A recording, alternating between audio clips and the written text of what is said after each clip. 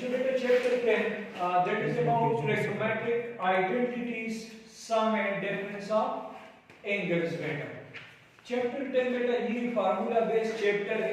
अगर आपको फार्मूलाज याद हो तो आप चैप्टर के सारे क्वेश्चन आप कर सकते हैं। अगर आपको फार्मूलाज याद ना हो तो आप ये नहीं कर सकते, सही।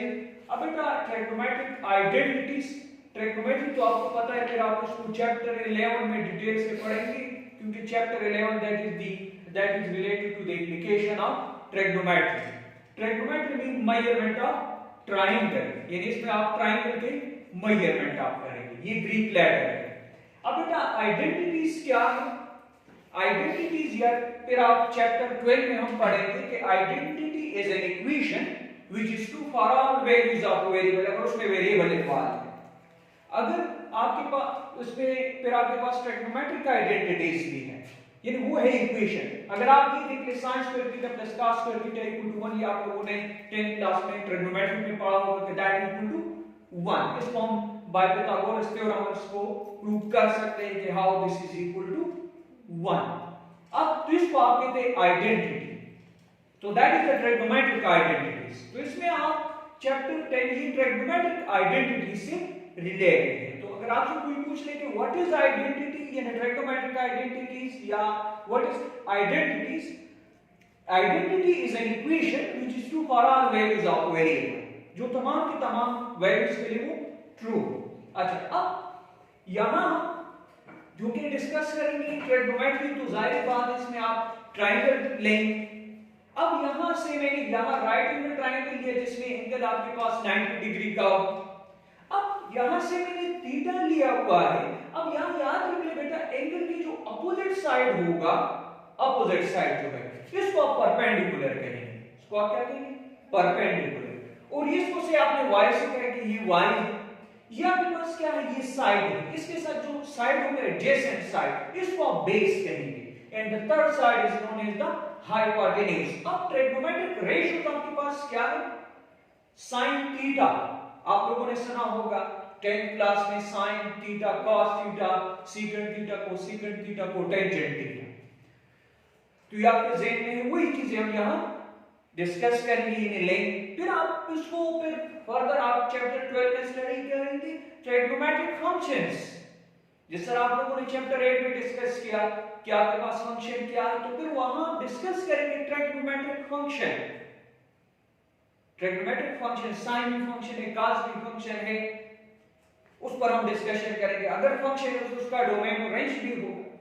तो यहां सिंपली हम इस फार्मूला बेस है, हम वही चीजें आप डिस्कस करेंगे यहां। अब sin theta that is perpendicular divide by hypotenuse, R को आप हाइपोटेन्यूज के sin theta, cos theta you know that base divide by hypotenuse, tangent theta is perpendicular to base, cotangent. अब cotangent theta that is what? That is base और perpendicular. आपको पता है कि cotangent को हम लिख सकते हैं cos theta divide by sin theta, हम इसको लिख सकते हैं। अब ये भी आपको पता है कि इस टेंजेंट को, टेंजेंट थीटा को आप लिख सकते हैं sin और cos, ये आपके ज़हन में होना चाहिए। secant थीटा क्या है? That is 1 over cos theta. Cosecant क्या है? 1 ओवर sin थीटा। और ये भी आपके ज़हन में होना चाहिए कि sin square theta plus cos square theta is 1 and 1 plus tangent square theta equal to secant square theta. अब यहां ये भी आपके ज़हन में होगा, आप लोगों ने पढ़ा होगा कि रेडियन एंगल्स यानी फाई रेडियन। रेडियन आपको पता है कि अगर आपके पास सर्कल में आर्क और रेडियस का लेंथ बराबर हो जाए तो उसको आप फिर 1 रेडियन कहेंगे। So 5 radian you know that is 180 degree. 2 pi is 360 degree. Pi over 2 radian that is 95 over 3 that is 60 degree. 5 over 4 45 degree. 5 over 6 is 30 degree. अब बेटा ये चीज आपके ज़हन में होना चाहिए क्योंकि ये बार बार आप यूज करते रहेंगे। sin pi, pi mean 180 degree.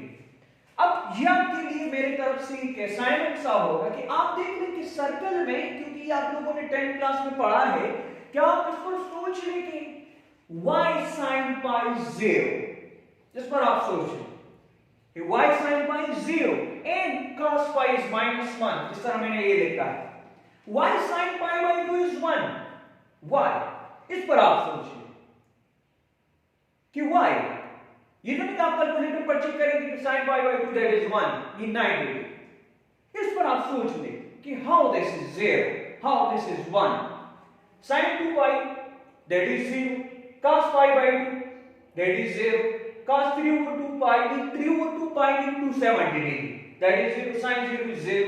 अब sin pi over 2, अब बेटा ये याद रख ले कि sin pi, sin 2 pi, sin 3 pi, sin 4 pi that will be 0.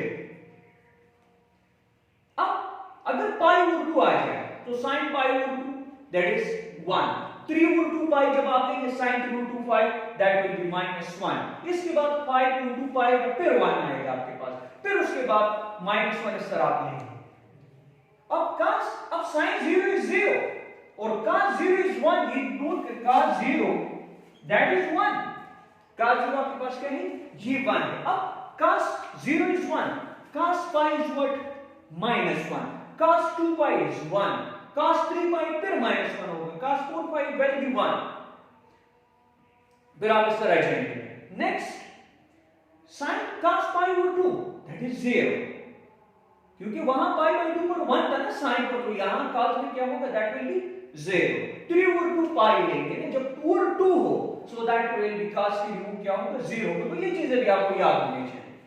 अब बेटा वही वाला टेबल अगर आपको याद हो 9th क्लास में आपके पास एक टेबल था, अगर आपको याद हो 10th क्लास में, उसमें क्या था कि इधर आप लिखते कि sin, यहां आप लिखते cos, यहां आप लिखते टेंजेंट, क्योंकि बाकी तो हो जाते आपके पास.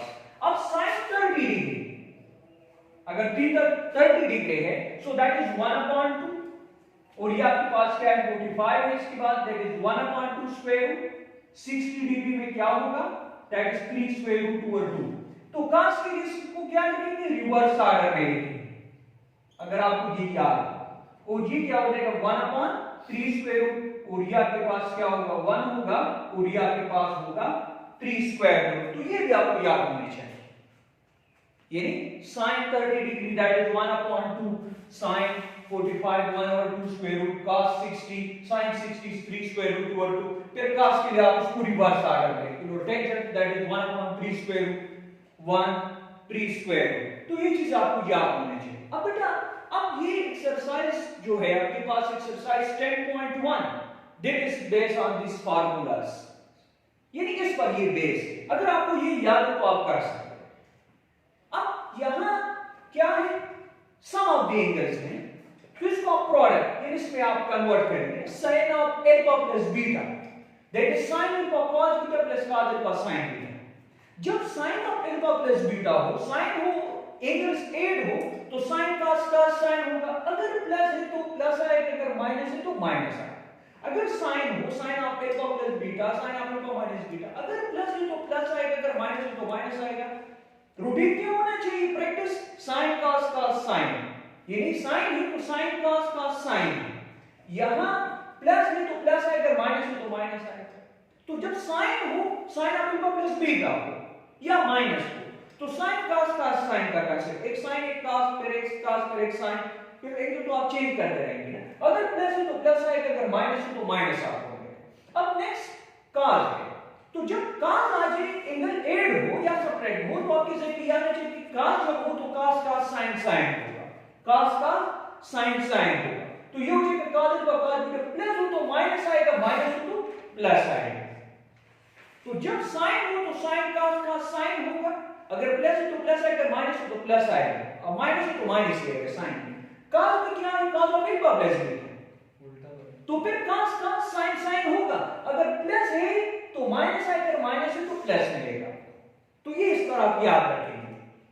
cos में जब cos of alpha plus beta तो cos cos sin sin, अगर प्लस है तो प्लस, माइनस आएगा, अगर माइनस है तो प्लस आएगा. सिमिलरली ये tangent of alpha plus beta, तो tangent alpha plus tangent beta divide by 1 minus tangent alpha tangent beta. और ये क्या है, टेंजेंट ऑफ, अगर प्लस है तो यहां माइनस आएगा, अगर माइनस है तो यहां प्लस आएगा नीचे वाला, और बाकी सेम है. तो ये चीज अगर आपको याद हो तो आप चैप्टर यानी एक्सरसाइज 10.1 आप कर सकते हैं. सही है.